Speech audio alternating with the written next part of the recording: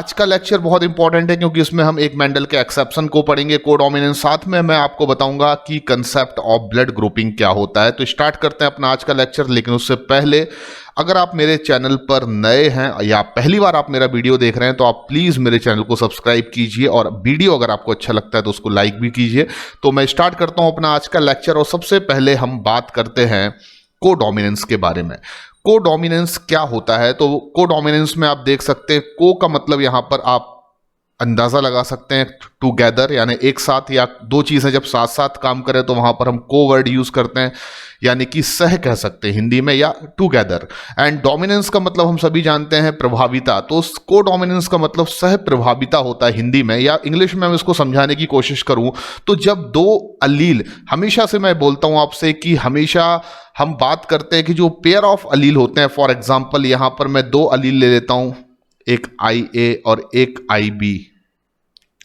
आप मान लीजिए ये दो अलील्स हैं और अगर मान लीजिए कि ऐसी कोई प्रोसेस आपको देखने को मिलती है कि दो अलील्स के बीच एक ऐसा रिलेशनशिप आपको देखने को मिले जिसमें वो दोनों अलील एक साथ एक्सप्रेस हों, कुछ इस तरीके से कि उनके फिनोटाइप बिल्कुल भी ब्लेंडिंग ना करें बल्कि दोनों ही अलील के सेपरेट फिनोटाइप जो हैं वो इंडिविजुअल में एक साथ अगर एक्सप्रेस हो रहे हैं तो बिलीव कीजिए इसी प्रोसेस को आप कोडोमिनेंस कहेंगे। इनकम्प्लीट डोमिनेंस और कोडोमिनेंस में जो फंडामेंटल डिफरेंस है वो इतना है कि F1 हाइब्रिड इनकम्प्लीट डोमिनेंस में आप देखते हैं कि जो भी फिनोटाइप एक्सप्रेस करता है वो दोनों पेरेंट का इंटरमीडिएट फिनोटाइप होता है, लेकिन कोडोमिनेंस में आप देखते हैं कि जो F1 हाइब्रिड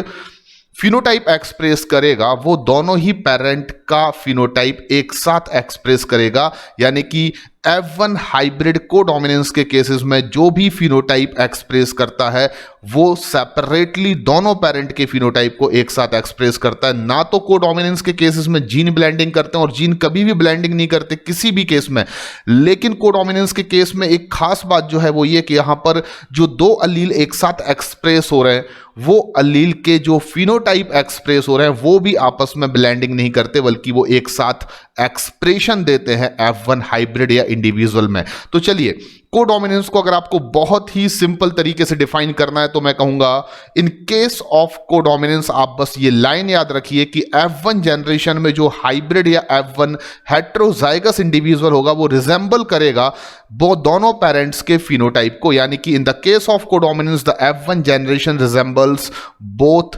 पेरेंट्स। आप देखेंगे कि दोनों ही पेरेंट के फिनोटाइप को F1 प्रोजेनी जो होगी, हाइब्रिड जो होगा, वो रिजेंबल करेगा। मैं एग्जांपल देता हूं जिन पर हम आगे डिस्कशन करने वाले हैं। आप देखेंगे कि मोस्टली मतलब 99% केसेस में जो कह सकते हैं जीन या अलील्स के पेयर होते हैं वो हमेशा मेंडल के लॉ ऑफ डोमिनेंस को फॉलो करते हैं, यानी कि जब डिसिमिलर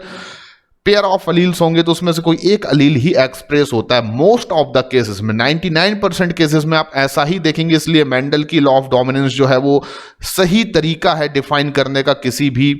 कैरेक्टर के इनहेरिटेंस को। लेकिन कुछ ऐसे रेयर केस आपको नेचर में देखने को मिल सकते हैं जो या तो इनकम्प्लीट डोमिनेंस शो करते हैं, जैसे कि इनकम्प्लीट डोमिनेंस में मैंने आपको बताया एंटी रेनम माजस, या वहां पर मैंने और भी कुछ एग्जाम्पल्स आपको दिए थे, जैसे कि वहां पर मैंने आपको स्नैपड्रैगन, डॉग फ्लावर, जो मैंने आपको नाम बताए हुए थे, गुलेबंस, तो ये सभी चीजें इनकम्प्लीट डोमिनेंस के एग्जाम्पल है।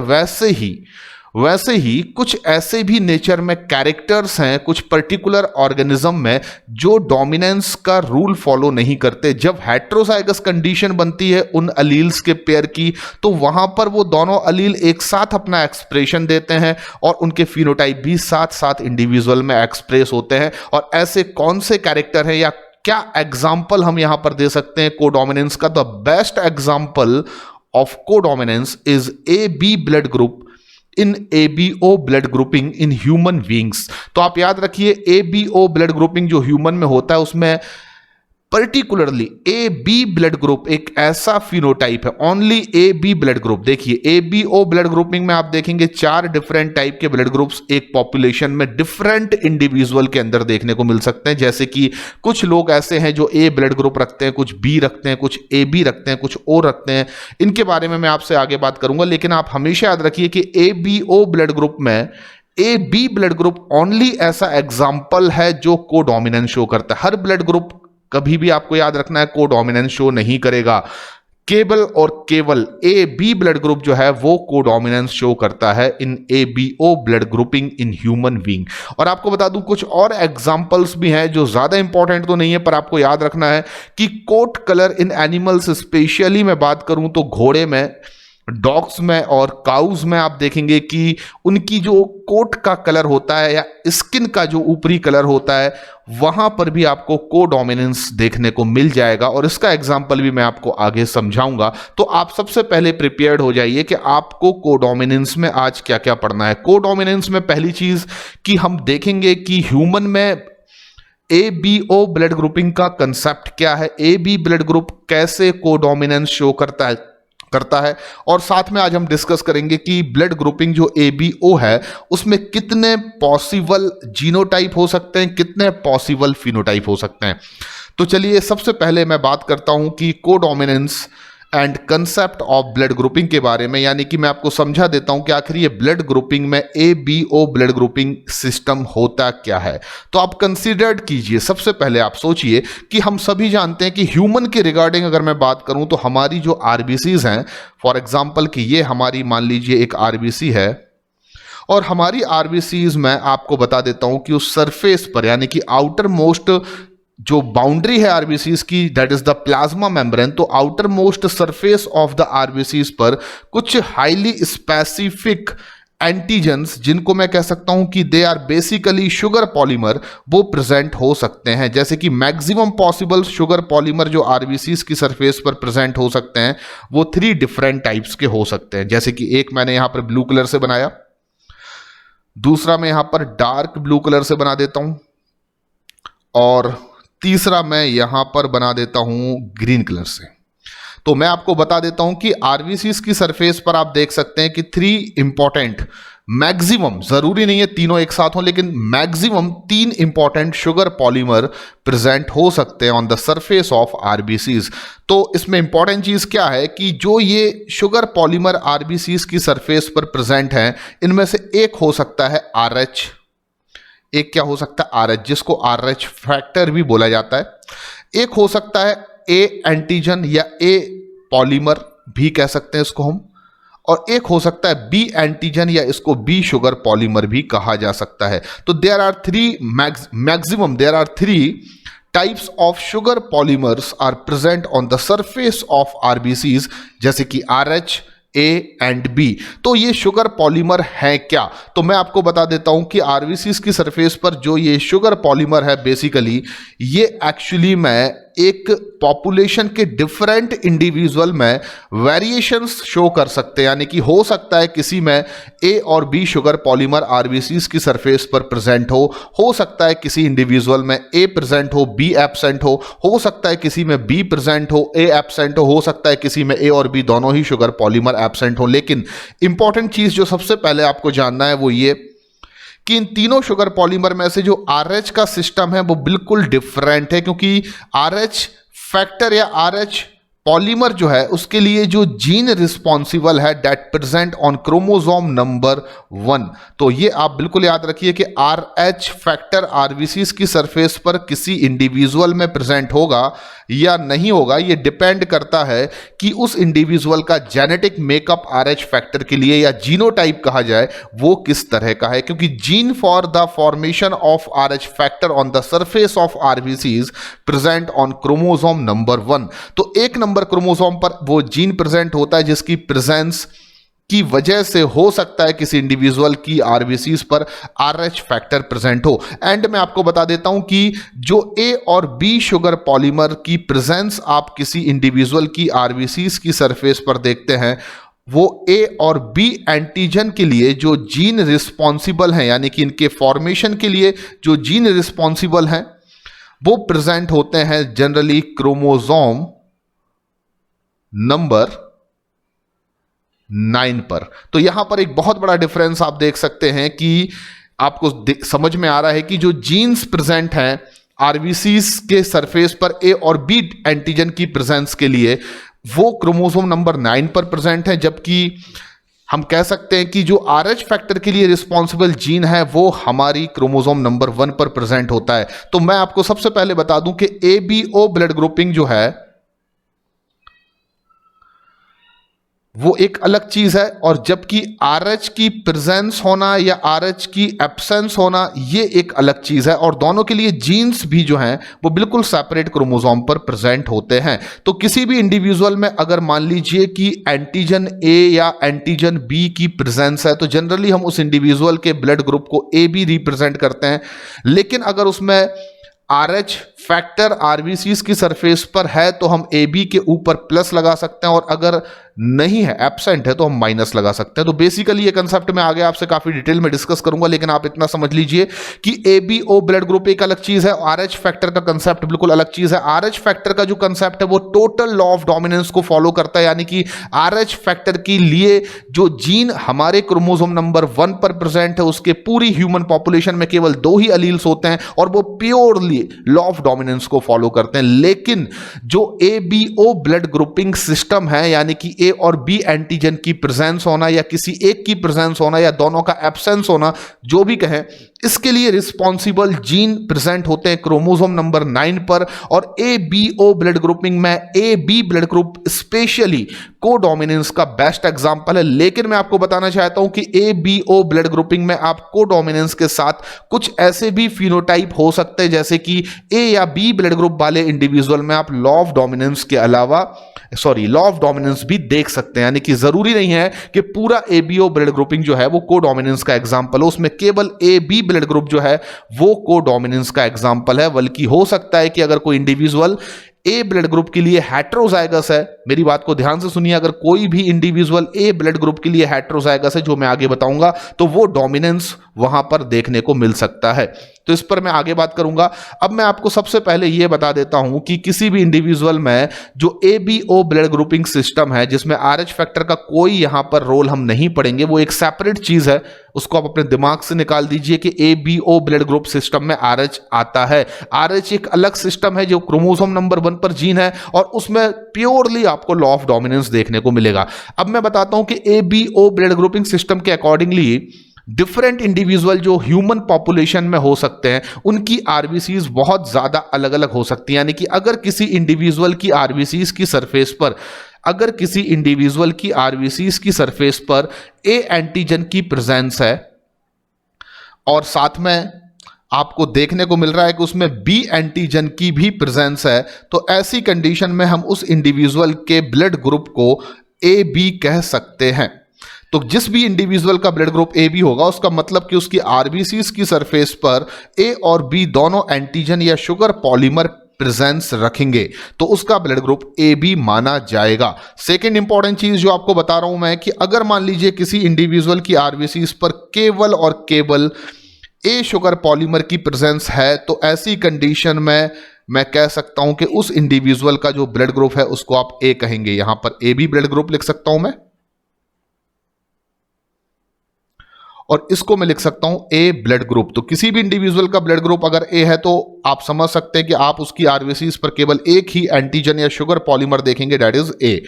अगर मान लीजिए किसी की RBCs पर केवल और केवल B शुगर पॉलीमर की प्रेजेंस आपको देखने को मिलती है, इसका जेनेटिक बेस हम आपको बताने वाले हैं, लेकिन आप पहले यह समझिए कि किसी भी इंडिविजुअल को A या B या AB या O ब्लड ग्रुप हम क्यों कहते हैं। तो अगर किसी इंडिविजुअल की RBCs पर केवल A एंटीजन या A शुगर पॉलीमर प्रेजेंट है, तो हम उसके ब्लड ग्रुप को जनरली B ब्लड ग्रुप कहेंगे। अगर केवल B पॉलीमर प्रेजेंट है तो B ब्लड ग्रुप कहा जाएगा, अगर केवल A पॉलीमर प्रेजेंट है तो A ब्लड ग्रुप कहा जाएगा, अगर दोनों पॉलीमर प्रेजेंट है तो AB ब्लड ग्रुप कहा जाएगा। लेकिन फोर्थ नंबर केस जो आपको याद रखना है कि अगर किसी भी इंडिविजुअल की RBCs पर कोई भी शुगर पॉलीमर नहीं है, यानी कि नो शुगर पॉलीमर,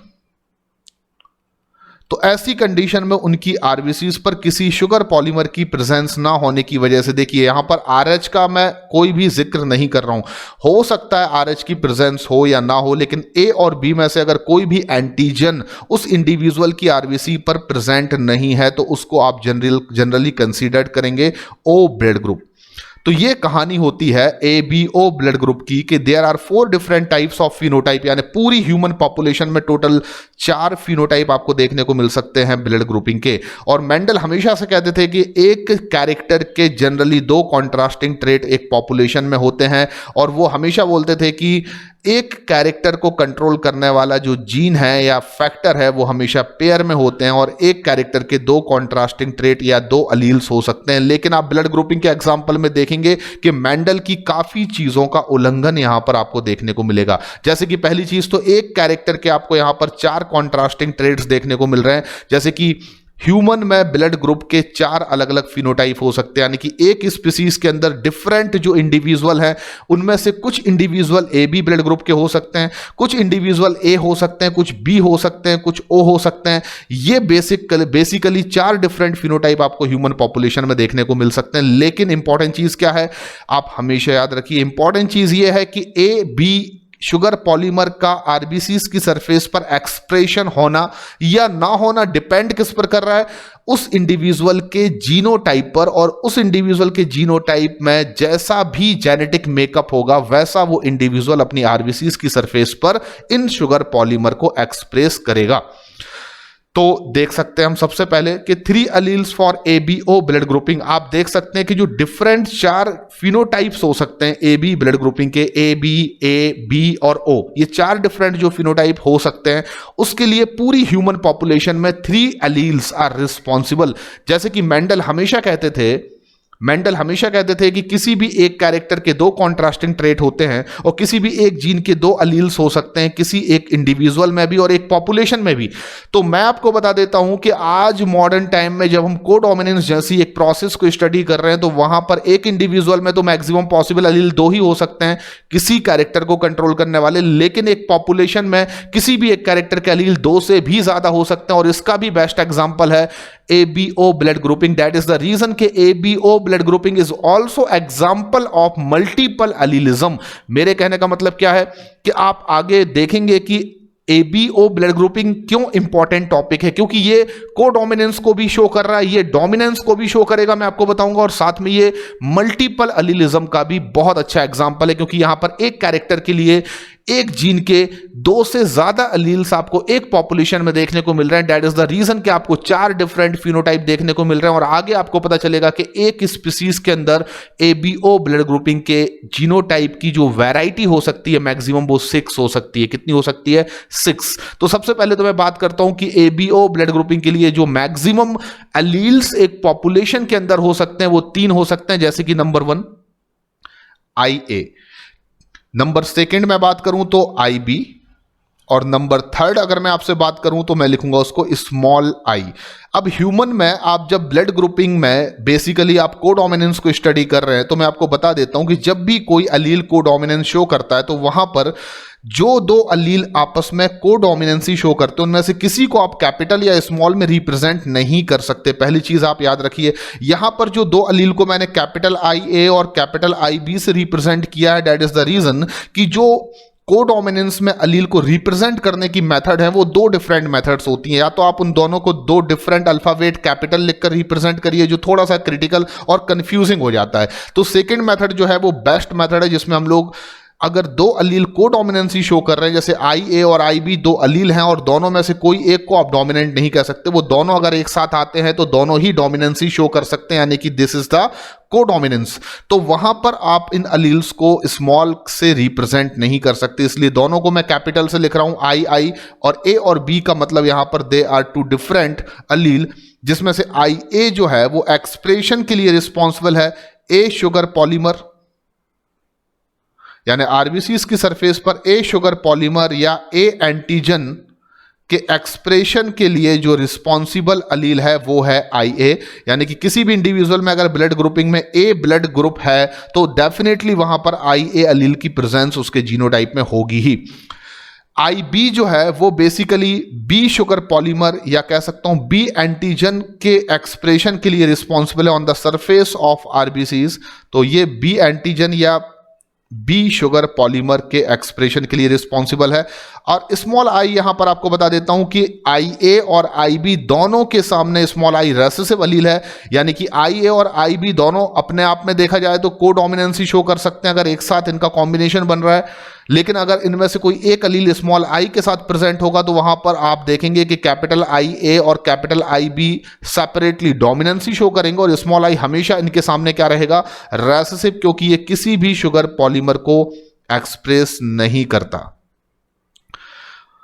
अब हम देखते हैं कि यहां पर इनके पीछे का जेनेटिक बेसिस क्या होगा और किस तरीके से डिफरेंट इंडिविजुअल के ब्लड ग्रुप्स जो हैं उनका कॉम्बिनेशन जो है वो हम प्रोड्यूस कर सकते हैं। आपको सबसे इंपॉर्टेंट चीज मैं एक बार फिर से बताना चाहता हूं कि 3 डिफरेंट अलील्स हो सकते हैं ब्लड ग्रुपिंग के किसी एक पॉपुलेशन में,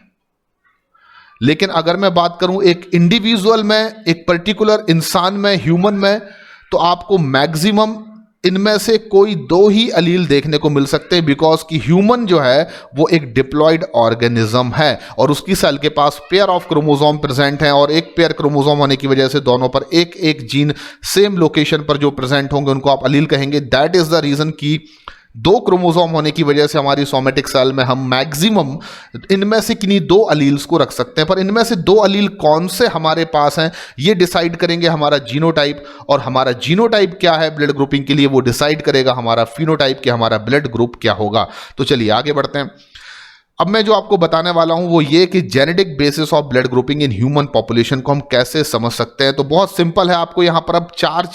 चीजें मैं सिखाने वाला हूं। पहली चीज तो ये कि एक ह्यूमन पॉपुलेशन में टोटल 3 अलील्स हो सकते हैं ब्लड ग्रुपिंग के लिए, IA, IB, स्मॉल आई।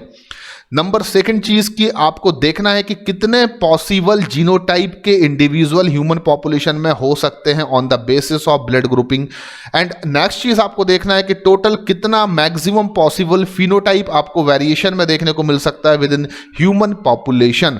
तो ये सब चीजें अगर आपको समझना है तो एक टेबल है और इस टेबल में पहले नंबर पर मैंने लिख रखा है वेरिएबल अलील फ्रॉम पेरेंट 1। तो यहां पर आप कंसीडर करिए कि अगर पेरेंट 1 जो है, मदर या फादर कोई भी पेरेंट 1 हो सकता है, अगर वो हमें गैमीट के थ्रू IA अलील देता है और पेरेंट 2 जो है वो भी हमें अपने गैमीट्स के थ्रू IA अलील देता है, तो ऐसी कंडीशन में जो ऑफस्प्रिंग प्रोड्यूस होगी उसका जीनोटाइप जो होगा वो IA यहां पर हम लिख सकते हैं। और ऐसी कंडीशन में क्योंकि IA और IA 2 ऐसे अलील्स हैं जो A शुगर पॉलीमर को एक्सप्रेस कर सकते हैं, इसलिए उस इंडिविजुअल की RBCs पर आपको A एंटीजन की प्रेजेंस देखने को मिलेगी, यानी वो इंडिविजुअल अपनी RBCs पर एक्सप्रेस करेगा A शुगर पॉलीमर को, और ऑब्वियसली उसका जो ब्लड ग्रुप होगा वो A ब्लड ग्रुप माना जाएगा। तो ये आपने पहला एक इंपॉर्टेंट कॉम्बिनेशन देख लिया कि अगर मान लीजिए कि किसी एक ऑफस्प्रिंग को अपने दोनों पेरेंट से कैपिटल IA अलील ऑब्टेन होते हैं फ्रॉम द गैमीट्स, तो वो इंडिविजुअल A ब्लड ग्रुप के लिए होमोजाइगस कंसीडर्ड किया जाएगा। उसके पास उसकी RBCs पर केवल और केवल प्रेजेंस होगी A एंटीजन की, B एब्सेंट होगा, और वहां पर उसका जो ब्लड ग्रुप हम कंसीडर करेंगे that is the A blood group. अब दूसरा केस क्या बन सकता है, मान लीजिए कि हमें एक पेरेंट से IA अलील ऑब्टेन हो रहा है और दूसरे पेरेंट से स्मॉल I अलील ऑब्टेन हो रहा है फ्रॉम देयर गैमीट्स, यानी कि दोनों पेरेंट्स में से एक पेरेंट, कोई भी एक पेरेंट आपको IA अलील दे रहा है गैमीट के थ्रू और दूसरा पेरेंट आपको स्मॉल I अलील दे रहा है। इन सच कंडीशन जो जीनोटाइप होगा ऑफस्प्रिंग का वो हम रिप्रेजेंट कर सकते हैं IA स्मॉल आई, और हम देख सकते हैं कि ये कंडीशन यहां पर क्या हो रही है, हेट्रोजाइगस। अब क्योंकि हम सभी जानते हैं कि IA डोमिनेंट है over small I, IB dominant है ओवर स्मॉल आई, लेकिन IA और IB में से दोनों ही एक दूसरे पर डोमिनेंट नहीं है, बल्कि वो दोनों ही अपने आप को एक साथ एक्सप्रेस कर सकते हैं। In other words IA dominant है over small I, IB dominant over small I, but IA and IB आपस में एक दूसरे पर डोमिनेंट नहीं है, बल्कि वो दोनों अपने आप को एक साथ एक्सप्रेस करेंगे इन सच कंडीशन के मैं IA और IB दोनों में से किसी एक को रेसेसिव नहीं कह सकता। तो रेसेसिव केवल कौन है, स्मॉल आई। तो अगर ऐसा एक जीनोटाइप आप बनाते हैं जिसमें कि IA के साथ स्मॉल आई का कॉम्बिनेशन हेट्रोजाइगोसली बनता है, तो यहां पर आप देखेंगे कि इंडिविजुअल में IA अपना एक्सप्रेशन देगा ड्यू टू डोमिनेंसी, क्योंकि यहां पर आप जो केस देख रहे हैं इन सच हेट्रोजाइगस कंडीशन, यहां IA एक डोमिनेंट अलील की तरह एक्ट करेगा, स्मॉल आई यहां पर रेसेसिव रहेगा क्योंकि वो IA के सामने एक्सप्रेशन नहीं दे सकता, वो किसी भी शुगर पॉलीमर को नहीं बना सकता। तो इंडिविजुअल का जो यहां पर RBCs होंगी उन पर आपको केवल एक ही एंटीजन देखने को मिलेगा दैट इज A एंटीजन, और जो फिनोटाइप होगा या ब्लड ग्रुप होगा इंडिविजुअल का ऑफस्प्रिंग का वो होगा A ब्लड ग्रुप। तो यहां पर मैंने आपको 2 कंडीशन बता दी। एक कंडीशन ये रिप्रेजेंट करती है ये वाली कंडीशन कि ए ब्लड ग्रुप के लिए इंडिविजुअल होमोजाइगस है, और दूसरी कंडीशन बताती है कि ए ब्लड ग्रुप के लिए इंडिविजुअल जो है वो हेट्रोजाइगस है। और जब भी किसी भी ए ब्लड ग्रुप के लिए इंडिविजुअल हेट्रोजाइगस होगा, यानी कि आई ए या आई बी के साथ स्मॉल आई का हेट्रोजाइगस कॉम्बिनेशन आएगा, तो वहां पर आप देखेंगे डोमिनेंस शो होगा, वहां पर डोमिनेंस देखने को मिलेगा। चलिए तीसरा कंडीशन मैं आपको बताता हूं। मान लीजिए जो पेरेंट 1 से अलील आ रहा है वो IB आ रहा है, और पेरेंट B से या पेरेंट 2 से जो अलील आ रहा है वो भी IB आ रहा है। इन सच कंडीशन के इंडिविजुअल होमोजाइगस कंडीशन में अलील को रखेगा IB, उसके पास केवल B एंटीजन की प्रेजेंस उसकी RBCs की सरफेस पर होगी, और उसका जो ब्लड ग्रुप होगा वो B ब्लड ग्रुप होगा। तो ये भी आपको समझ में आ गया। ऐसे इंडिविजुअल को मैं कहूंगा कि वो B ब्लड ग्रुप के लिए होमोजाइगस कंडीशन रखता है अपने जीनोटाइप की। अब चौथा केस, मान लीजिए दोनों में से कोई एक पेरेंट IB अलील को दे रहा है और दूसरा पेरेंट स्मॉल आई अलील को दे रहा है, तो यहां पर एक और जीनोटाइप प्रोड्यूस हो सकता है कैपिटल IB स्मॉल आई, और इस कंडीशन को मैं हेट्रोजाइगस कंडीशन बोलूंगा, क्योंकि यहां पर IB जो है वो स्मॉल आई पर डोमिनेंसी दिखाएगा। इसलिए मैं कह सकता हूं यहां पर जो एंटीजन एक्सप्रेस होगा on the surface of RBCs वो B होगा, और इंडिविजुअल ऑफस्प्रिंग का जो ब्लड ग्रुप होगा वो B ब्लड ग्रुप होगा। तो यहां पर फिर मैंने दो केसेस बना दिए। ये दोनों केसेस क्या आपको दिखा रहे हैं, ये केस और ये केस आपको दिखा रहा है कि B ब्लड ग्रुप के लिए ये इंडिविजुअल जो है वो होमोजाइगस है, और B ब्लड ग्रुप के लिए जो ये इंडिविजुअल है वो हेट्रोजाइगस है। चलिए चार आपने डिफरेंट कंडीशंस देख ली, अब पांचवी कंडीशन देखते हैं हम। अब आप कंसीडर कीजिए कि एक पेरेंट जो है वो अपने गैमीट्स के थ्रू अलील दे रहा है IA, और दूसरा पेरेंट अपने गैमीट्स के थ्रू अलील दे रहा है IB। तो देखिए मुझे इसी कंडीशन को आपको विशेष तौर पर बताना थी। ये वो ऐसी कंडीशन है जब एक पेरेंट आप में से, जब कोई एक पेरेंट आपको IA अलील देता है और दूसरा पेरेंट अगर आपको IB अलील देता है, तो IA और IB दोनों ही अलील क्योंकि स्मॉल आई पर डोमिनेंट हैं, पर आपस में एक दूसरे के ऊपर इनमें से कोई भी डोमिनेंट नहीं है, बल्कि वो एक साथ अपने फिनोटाइप को क्या कर सकते हैं, एक्सप्रेस कर सकते हैं इन ऑफस्प्रिंग। तो ऐसी कंडीशन में जो प्रोजेनी होगी उसका जीनोटाइप बन जाएगा IA IB, और उसके पास A और B दोनों एंटीजन आप उसकी RBCs की सरफेस पर देख सकते हैं, और उसका ब्लड ग्रुप जो यहां पर होगा that is the AB blood group. तो that is one and only possible combination जिसमें आप ये बता सकते हैं कि ये कोडोमिनेंसी शो कर रहा है। तो कोडोमिनेंस केवल और केवल यही एक पर्टिकुलर जीनोटाइप वाला इंडिविजुअल जो है वो रिप्रेजेंट करेगा, जिसमें A और B दोनों शुगर पॉलीमर RBCs की सरफेस पर एक साथ एक्सप्रेस होंगे। तो मैं इसको हाईलाइटेड कर देता हूं। जितने भी आपने यहां पर एग्जाम्पल पढ़े हुए हैं उनमें से केवल और केवल ये एक ऐसा केस है जिसमें अगर एक कोई पेरेंट IA और एक पेरेंट IB अलील को गैमीट्स के थ्रू देता है, तो प्रोजेनी में जीनोटाइप IA IB हो जाता है, और ऐसी कंडीशन में उसमें दोनों एंटीजन RBCs की सरफेस पर एक्सप्रेस होते हैं। That is one and only example of codominance. तो पूरा का पूरा ब्लड ग्रुप कोडोमिनेंस का एग्जांपल नहीं है, बार बार मैं आपको बता रहा हूं। केवल और केवल ABO ब्लड ग्रुपिंग में AB ब्लड ग्रुप ऐसा ब्लड ग्रुप है जो कोडोमिनेंस का एग्जांपल है। चलिए आगे बढ़ते हैं। अब मैं आपको बताना चाहता हूं कि चौथे, पांचवें और छठवां कॉम्बिनेशन क्या हो सकता है। तो कंसीडर करिए कि एक पेरेंट आपको स्मॉल आई अलील दे रहा है, दूसरा पेरेंट भी आपको स्मॉल आई अलील दे रहा है। ऐसी कंडीशन में जो प्रोजेनी का जीनोटाइप बनेगा वो स्मॉल आई, और उसके पास नो शुगर पॉलीमर, यानी कि कोई भी शुगर पॉलीमर उसकी RBCs की सरफेस पर प्रेजेंट नहीं होगा। और जब कोई भी RBCs की सरफेस पर A या B में से शुगर पॉलीमर एब्सेंट हो, यानी A और B दोनों पॉलीमर अगर RBCs की सरफेस पर एब्सेंट है, तो उस कंडीशन में इंडिविजुअल के ब्लड ग्रुप को हम O ब्लड ग्रुप कहते हैं। तो ये भी आपको यहां पर समझ में आ गया। O ब्लड ग्रुप का मतलब है कि जो इंडिविजुअल होगा उसकी RBCs की सरफेस पर कोई भी शुगर पॉलीमर प्रेजेंट नहीं होगा, ना A होगा ना B होगा। हाँ, RH एक अलग चीज है, मैं आपको बार बार बता रहा हूं, उसकी प्रेजेंस है एब्सेंस किसी भी ब्लड ग्रुप पर पॉजिटिव या नेगेटिव जो है वो वैल्यू लगा देती है। यानी कि अगर RH प्रेजेंट होगा तो आप ब्लड ग्रुप जो भी है उस पर पॉजिटिव लगा देते हैं, अगर वो एब्सेंट होगा तो आप उस पर नेगेटिव लगा देते हैं। और ब्लड ग्रुपिंग इंपॉर्टेंट क्यों है, क्योंकि जब भी ब्लड ट्रांसफ्यूजन होता है, जब एक इंडिविजुअल दूसरे इंडिविजुअल को ब्लड देता है, तो दैट इज वेरी नेसेसरी कि दोनों इंडिविजुअल डोनर और रेसिपिएंट के बीच ब्लड का ट्रांसफ्यूजन करने से पहले हमें उनका ब्लड ग्रुप हमेशा चेक करना होगा। क्योंकि अगर आप गलत तरीके से ब्लड का ट्रांसफ्यूजन कर देते हैं, तो ऐसी कंडीशन में अगर किसी इंडिविजुअल में ऐसा ब्लड हम इंजेक्टेड कर दें जो ऐसे किसी एंटीजन या शुगर पॉलीमर को रखता हो जो उस इंडिविजुअल की RBCs में एब्सेंट है, तो वो उसके अगेंस्ट इम्यूनोग्लोबिन या एंटीबॉडी का प्रोडक्शन कर लेता है। और मैं आपको बता दूं कि वहां पर एक बड़ी important immunological antigen antibody reaction form हो जाती है जिसको अग्लूटिनेशन कहते हैं, और उस कंडीशन में उस पर्टिकुलर रेसिपिएंट की जिसने ब्लड को लिया है फ्रॉम द डोनर उसकी डेथ हो सकती है। इस पर हम काफी डिटेल स्टडी करेंगे जब मैं आपको इम्यूनोलॉजी पढ़ाऊंगा। फिलहाल आपने देखा genetic basis of blood grouping in human population में कि आपको यहां पर कितने मैक्सिमम पॉसिबल जीनोटाइप देखने को मिल रहे हैं। तो आप देख सकते हैं एक आपको जीनोटाइप जो देखने को मिल रहा है, मैं ग्रीन कलर से बताता हूं, एक आपको ये जीनोटाइप देखने को मिल रहा है, दूसरा जीनोटाइप आपको ये देखने को मिल सकता है, तीसरा जीनोटाइप आपको ये देखने को मिल सकता है, फोर्थ जीनोटाइप ये हो सकता है, फिफ्थ जीनोटाइप ये हो सकता है, और सिक्स्थ जीनोटाइप ये हो सकता है। यानी कि ह्यूमन पॉपुलेशन में ब्लड ग्रुपिंग के लिए टोटल मैक्सिमम पॉसिबल जीनोटाइप कितने हो सकते हैं, तो आपको आंसर देना है 6। अब मैं बता दूं टोटल कितने फिनोटाइप हो सकते हैं। तो देखिए, ए एक फिनोटाइप हो गया, बी दूसरा फिनोटाइप हो गया, ए बी तीसरा फिनोटाइप हो गया, ओ जो है वो चौथा फिनोटाइप हो गया। यानी कि 4 टोटल क्या हो सकते हैं, फिनोटाइप। तो 6 जीनोटाइप बन सकते हैं और 4 क्या बन सकते हैं, फिनोटाइप, जो मैं आगे आपको सेपरेटली बताने वाला हूं। अब अगर आपको यह देखना है कि ए बी ब्लड ग्रुप जो है वो किस तरीके से कोडोमिनेंस का एग्जांपल है, हम एक क्रॉस के थ्रू यानी कि एक मोनोहाइब्रिड क्रॉस के थ्रू आपको समझाएंगे कि कैसे ए बी ब्लड ग्रुप जो है वो कोडोमिनेंस का एग्जांपल है। तो सबसे पहले यहां पर मैं लिख देता हूं ए बी ब्लड ग्रुप,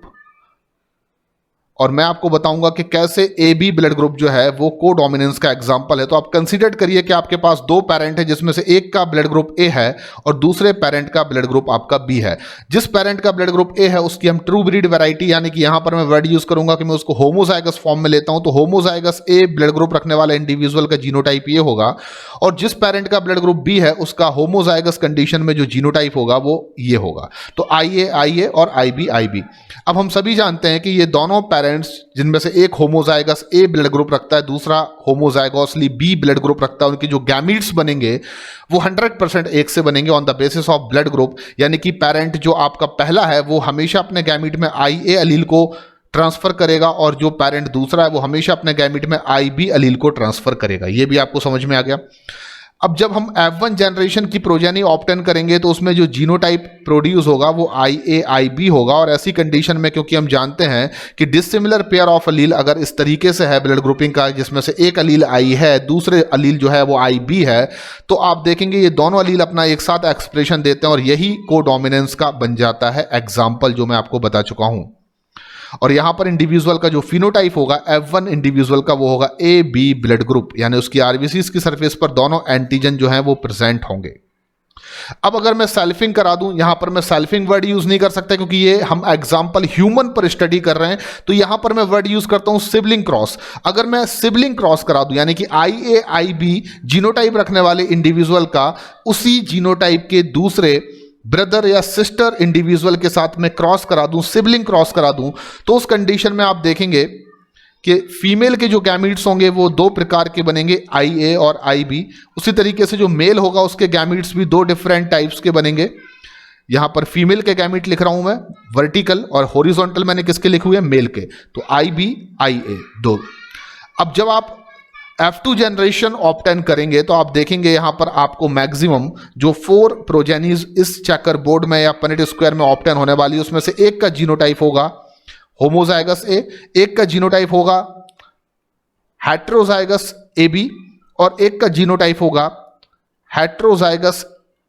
AB, और एक का जीनोटाइप यहां पर आप देख सकते हैं होमोजाइगस B।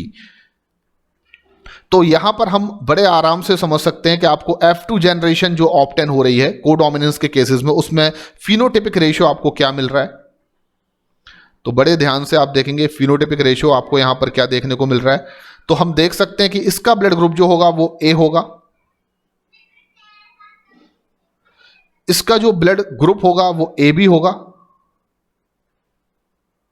इसका जो ब्लड ग्रुप होगा थर्ड इंडिविजुअल का वो AB होगा, और इसका जो ब्लड ग्रुप होगा वो B होगा। तो हम देख सकते हैं फिनोटिपिक रेशियो आपको जो मिल रहा है दैट इज द 1:2:1। 1 आपको क्या मिल रहा है, A ब्लड ग्रुप, 2 आपको क्या मिल रहा है, AB ब्लड ग्रुप, और 1 आपको अगेन क्या मिल रहा है, B ब्लड ग्रुप। तो यानी कि फिनोटिपिक रेशियो जो आपको देखने को मिलेगा कोडोमिनेंस के केसेस में वो 1:1 होगा। और जीनोटिपिक रेशियो की बात अगर हम करें तो वो आपको क्या देखने को मिलेगा, तो आप देख सकते हैं यहां पर आपको एक इंडिविजुअल ऐसा मिल रहा है जिसका जीनोटाइप है IA यानी होमोजाइगस ए। दूसरा इंडिविजुअल आपको जो मिल रहे हैं वो आपको मिल रहे हैं यहां पर दो जिनका जीनोटाइप है IB यानी यहां पर कोडोमिनेंस देखने को मिल रही है, ब्लड ग्रुप होगा उनका AB। और आपको थर्ड इंडिविजुअल जो वैरायटी में देखने को मिल रहा है वो आपको मिल रहा है एक और उसका ब्लड ग्रुप होगा B होमोजाइगस यानी कि IB। तो जीनोटिपिक रेशियो की अगर मैं बात करूं तो आपको वो भी यहां पर क्या देखने को मिल रहा है 1:2:1। तो अब आपके सामने तीन इंपॉर्टेंट मैं स्टेटमेंट्स देने वाला हूं। नंबर 1, इनकम्प्लीट डोमिनेंस में जीनोटाइप फिनोटाइप रेशियो इक्वल होते हैं 1:1। टेस्ट क्रॉस जब आप करते हैं तो वहां पर भी जीनोटाइप फिनोटाइप रेशियो इक्वल होते हैं 1:1। जब भी आप कोडोमिनेंस की F2 जनरेशन में जाते हैं यानी कि कोडोमिनेंस शो करने वाले जो F1 हेट्रोजाइगस इंडिविजुअल का सिबलिंग क्रॉस करके F2 जनरेशन में जाते हैं तो वहां पर भी आपको जीनोटाइप और फिनोटाइप रेशियो क्या मिलते हैं, इक्वल यानी कि 1:1। तो तीन ऐसी प्रोसेसेस हैं जहां पर आपको जीनोटाइप रेशियो हमेशा इक्वल मिलेगा फिनोटाइप रेशियो से। Number 1 test cross, number 2 incomplete dominance या ब्लेंडिंग इनहेरिटेंस या इंटरमीडिएट इनहेरिटेंस, नंबर 3 आपने आज स्टडी किया कोडोमिनेंस। तो ये चीज भी आपको समझ में आ गई होगी।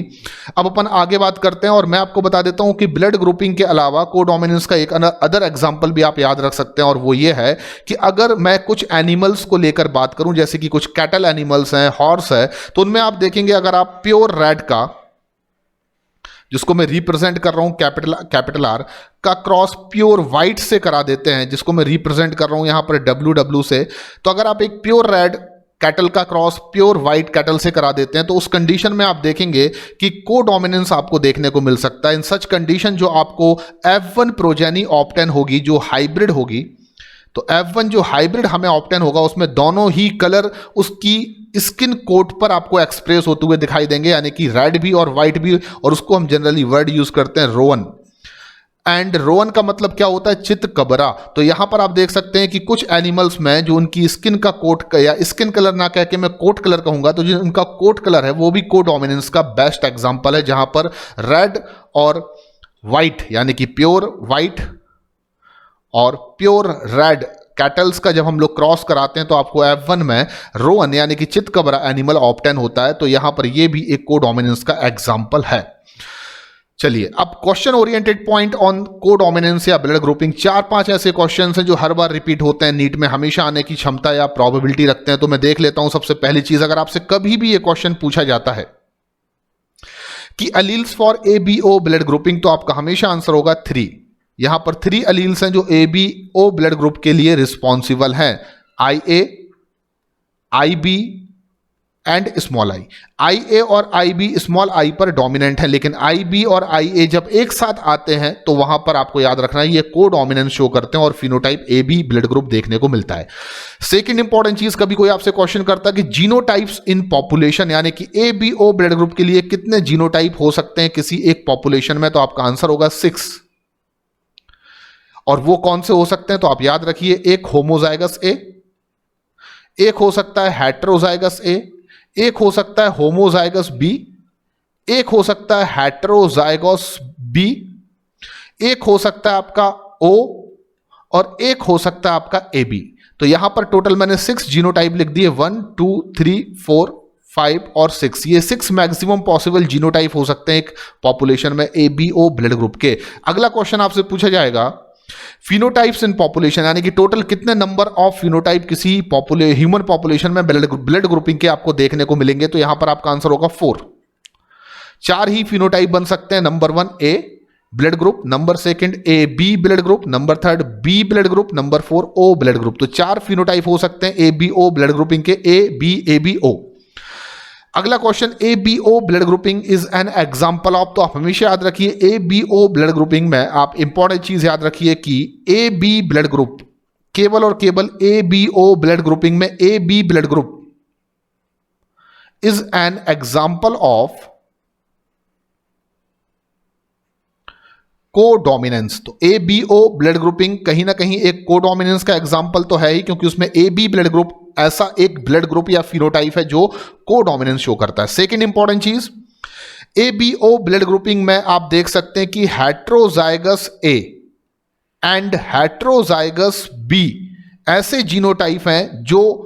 डोमिनेंस का एग्जाम्पल भी है। तो ABO ब्लड ग्रुप एग्जाम्पल है कोडोमिनेंस का भी, और ये एग्जाम्पल हो सकता है डोमिनेंस का भी, स्पेशली किस केसेस में, जब A या B जीनोटाइप, जब A या B फिनोटाइप जो है इंडिविजुअल का वो हेट्रोजाइगस कंडीशन में वो रखता हो, तो वहां पर डिसिमिलर पेयर ऑफ अलील में से एक अलील क्या होगा, एक्सप्रेस होगा। यहां पर एक्सप्रेस IA होगा तो इंडिविजुअल का ब्लड ग्रुप A बन जाएगा, यहां पर एक्सप्रेस IB होगा तो इंडिविजुअल का ब्लड ग्रुप B बन जाएगा। नेक्स्ट इंपॉर्टेंट चीज याद रखिए कि मेंडल के अकॉर्डिंगली किसी भी एक कैरेक्टर के दो कॉन्ट्रास्टिंग ट्रेट होते हैं और किसी भी एक जीन के किसी पॉपुलेशन में दो अलील होते हैं, लेकिन ब्लड ग्रुपिंग इन ह्यूमन ऐसा एक एग्जाम्पल है जिसमें एक कैरेक्टर के कॉन्ट्रास्टिंग ट्रेट या फिनोटाइप यहां पर 4 है, पर साथ में आप याद रखें अलील जो है वो पॉपुलेशन में 3 हो सकते हैं, इसलिए it is also an example of multiple allelism. तो 2017 के नीट में ये क्वेश्चन आ चुका है। मैं आपको बार बार हिंट कर रहा हूं कि आपसे कभी भी पूछा जाता है कि इनमें से ABO ब्लड ग्रुपिंग किन का एग्जाम्पल है, तो ऑप्शंस में अगर डोमिनेंस है तो वो सही है, ऑप्शन में अगर कोडोमिनेंस है तो वो भी सही है, ऑप्शन में अगर मल्टीपल अलीलिज्म है तो वो भी सही है। तब ऐसे क्वेश्चन में ऑप्शन जो आपका आखिरी D ऑप्शन होगा वहां पर ऑल ऑफ दीज लिखा होगा, यानी कि ABO blood grouping is example of codominance in the case of AB blood group, example of dominance in the case of heterozygous A and heterozygous B blood group, and example of multiple allelism, क्योंकि यहां पर एक gene के 3 different अलील एक population के पास आपको देखने को मिलेंगे। तो थैंक यू वेरी मच बच्चों, आपने अगर इस लेक्चर को एंजॉय किया है और आप इस लेक्चर में जो भी मैंने कंसेप्ट्स बताए अगर वो आपको प्रॉपर वे में समझ में आ गए तो इससे ज्यादा आपको ब्लड ग्रुपिंग के जेनेटिक बेसिस को पढ़ने की जरूरत नहीं है। अगले लेक्चर में या DPPs में मैं आपको इस टॉपिक के कुछ इंपॉर्टेंट क्वेश्चन की प्रैक्टिस कराऊंगा जिससे आपके कंसेप्ट्स और बेहतर हो सकें। तब तक के लिए थैंक यू वेरी मच, धन्यवाद।